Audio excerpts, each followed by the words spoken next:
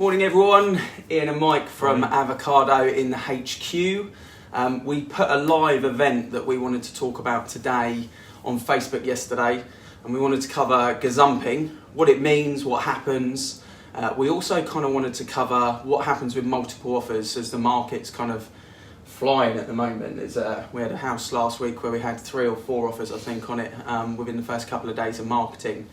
So Mike's going to ask me some questions. If you guys have got any questions about what happens when there's multiple offers, what happens within gazumping, what to look out for with the estate agents as well, most importantly, because it's not always your best interests that are at heart. So we're undercover some of those truths as well, look out for those. But before we do anything, one of our partners' birthdays today. So Mark Holloway, who covers Yateley, Eversley, and Hartley Whitney. It's his birthday today, so if you're watching this video and you could just tag a little happy birthday mark in, I'm sure it'll go a long way to starting his birthday weekend with a few smiles. So if you could do that in the comments, that'd be fantastic. Just a simple happy birthday mark, or just a birthday cake, always goes a long way as well, I find, on those. So Mike, you're going to quiz me. Take me to McDonald's seats. You're going to grill me, so let's get into it. Okay, first question, very, very simple question. What is gazumping? So it's a word which I think in the property market people fear, they don't like, it's understandable, but the summary of what gazumping is if you are a buyer, you've had an offer accepted on a property, and then at some point in a period of time, the vendor then accepts another offer from a different client and rejects yours. That in summary is what can happen. Now, unfortunately, because we don't do the property market like Scotland do, that can really happen any time from a minute after the offer is accepted all the way up to a minute before exchange of contracts. So it can be really difficult, and it cannot be quite a nice, quite a horrible experience as well for the buyer. Why does it happen? So a variety of different reasons why it can happen. Obviously money is important, so sometimes there is a case that you've had an offer accepted, you're the buyer, let's say it's, 4% of the asking price. It's going all the way through, you've done your mortgage application, solicitors are instructed, sales memorandums are out, and then maybe someone that viewed the property previously has come back and they're now sold, so they're now in a proceedable position and they loved the property, they didn't want to lose it. Maybe that's 3 weeks down the line, they've now got a buyer and they come in with an offer of the asking price. So, at 4% difference, let's call it £15,000, the vendor's got a really big decision to make, and that sometimes is why it happens. Sometimes it happens because there is interests at heart for different parties within the process that maybe means someone's going to earn more money than someone else, and I'm talking about from an estate agency perspective. Maybe it's their vendor that is now proceedable, and that kind of means that the estate agent might have 2 sets of commission. So there's an element of then, do they bring that into the fold to try and sort of progress that buyer? And that might just be a couple of days after your offer was agreed. So a variety of different reasons, but it often happens when someone comes back and they fear the fact that they've now lost that property, and therefore they come in with a higher offer, and your offer gets rejected. And that's often the reasons why it happens. Okay, so as a buyer, you've found a property, you've got your sales memos out, you've instructed your solicitor. How can you prevent that from happening? So I think this is where the vendors and the estate agents have to take responsibility to make sure that at the beginning all the information is out there and on the table. So at the point of an offer being accepted, does everyone know everything there is to know? And at this point it's the estate agent that is the mediator, the third party between the two, and it is their responsibility to supply all the information. So if you do have a property where there's been a little bit of interest, and maybe you've taken an offer, let's say £10,000 below asking price, it's really important that you know the people that were interested that had looked previously, what's their situation? Are they still interested? Have they been informed that an offer has been accepted or is going to be accepted by another party? And most importantly as well, with your buyer, do you know everything there is to know about them? Do you know their deposit details? Do you know what lender they're going to use? Do you know if the solicitor's been instructed? Have they offered on other properties? Have they pulled out of other properties? What's the situation with their tenancy agreement? Are they in rented accommodation? And actually there's 6 months until they can move out of their rental property. Are they in rented accommodation and there's 6 weeks until they move out of their rental accommodation? So do you know the information about what they're looking to do legally, financially, and on timescales? And I think it's really important that as a vendor at that point, that's where you quiz the estate agent hard to make sure you've got that information. It can be prevented through just having the right information. And it also means that when the estate agent goes back to the other clients that are interested, that are potentially not sold at that point, that's a trigger point to, with that buyer, actually pay more money for your property. Because if they know in the background there's someone there that the second they sell they're going to pay asking price and they're £10,000 adrift, well, at least they know that that potential outcome is there. So even if they don't increase the offer, they still know that someone could effectively come in and gazump them, and it's not a surprise to everyone. So I think that's a key way of preventing it. I think also this highlighting the importance of what happens when someone spends money on a transaction, because I think this is where it's the most difficult scenario for everyone, is when people have spent money that you don't get back, and that typically is searches. So when you instruct a solicitor and you pay for searches, survey, when you pay for the survey and that happens, that's quite a difficult scenario if, as a buyer, a month down the line you get gazumped, as it were, and you've lost £600-700 and you can't get that back, you can't transfer it to another property. You might be able to sell the searches to the new buyer, but typically speaking you're not going to get that money back. So to prevent it, we have to look at the information that's supplied by the estate agent. So never just accept an offer and allow it to be accepted and taken off market. Make sure you really quiz down on the estate agent exactly what's going on and who benefits from that buyer financially, and what potentials could happen in the future. Okay, so we mentioned something very, very briefly at the start of that question, was multiple offers on a property. It's happening a lot at the moment, particularly in the mid-range market.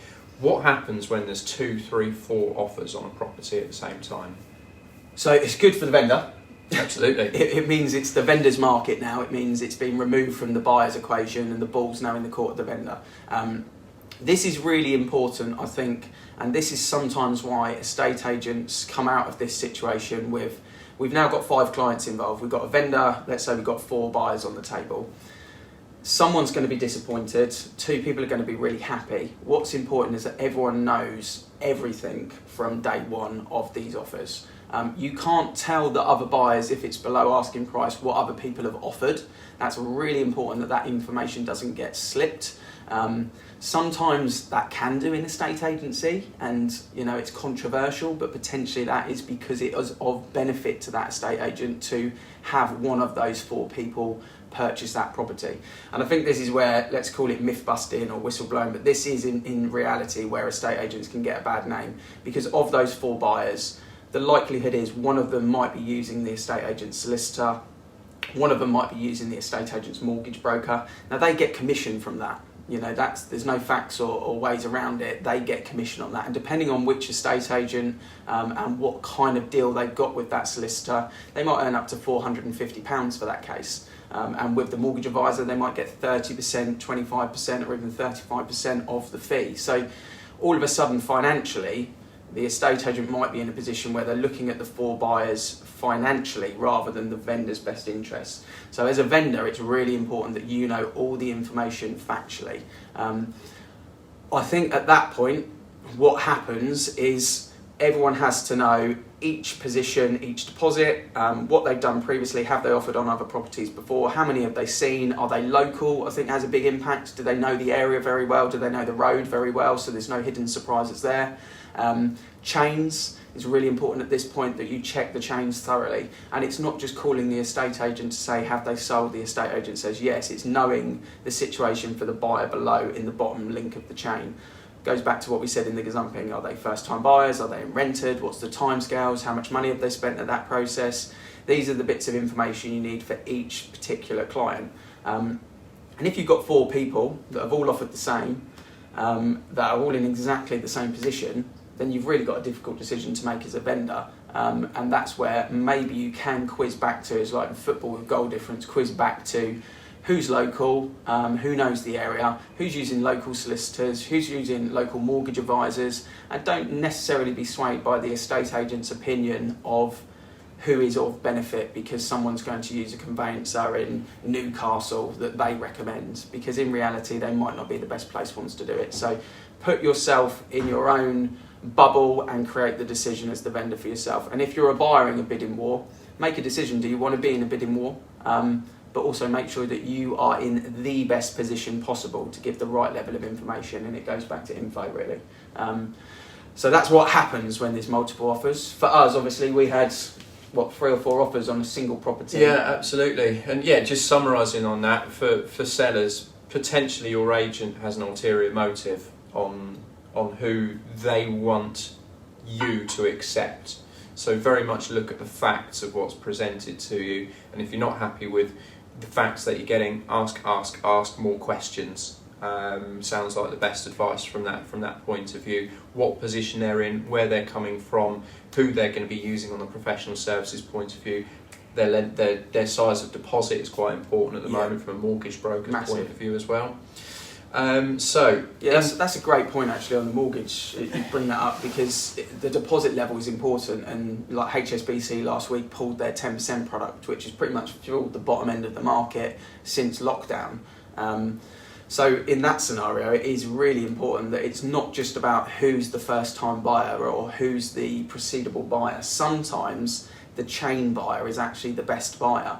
Maybe they've just lost out on a property, they've got a mortgage offer, they paid for searches previously, their buyer was almost ready to exchange, they live around the corner, they're going to be able to get things through in 4 to 6 weeks. They might be the best buyer compared to that first time buyer that's in rented, that's never bought a property before. It's all going to be scary to them. And maybe they've just got the 90% loan to value product on the table. Actually, when you look at that, is the chain buyer the better buyer? So I think that's really, really important. I think there's a question there, but it's too small to read.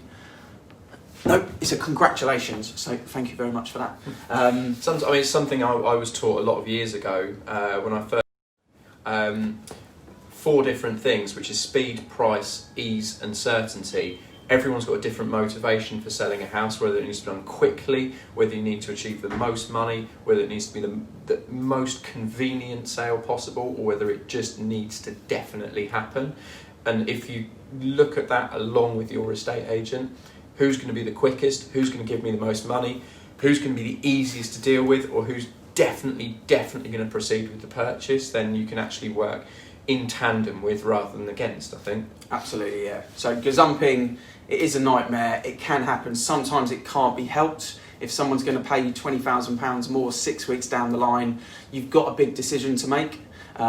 In terms of multiple offers, it's really important that information is key. And just to use an example, because we want the client to have their best interests at heart, that's the most important thing. But to use an example, say an estate agent's getting around £5,000 for a selling fee, and then they're introducing one of their own clients that maybe they're getting another £5,000 for. Maybe they're getting £400 for the solicitor on that one, £500 or £200 for the mortgage. It all adds up as actually financially that's more of a benefit to them. You have to take that out of the equation and look at your own scenario and make notes of it. I think you were listing about finding out the buyers. Make notes, look at people on paper and make the decision based on your own gut feeling and your own best interest really. And that's how to try and avoid gazumping. And when there are multiple offers on your property or you're in a bidding war, information is key. Make sure all the information is going to all parties, and most importantly make sure you're quizzing the estate agent that you've got that level of information. It's not just being made on a whim because maybe the interest is pointing the other direction. So yeah, for us it's been a busy week last week. Lots of properties live, lots of properties sold, which is great. There are more multiple offers starting to happen. We've got appointments today. Again, happy birthday to Mark Holloway. If anyone's got any questions on any of this, then you can contact me or Mike, or you can message us on our Facebook. Thanks very much for watching. Have a lovely weekend.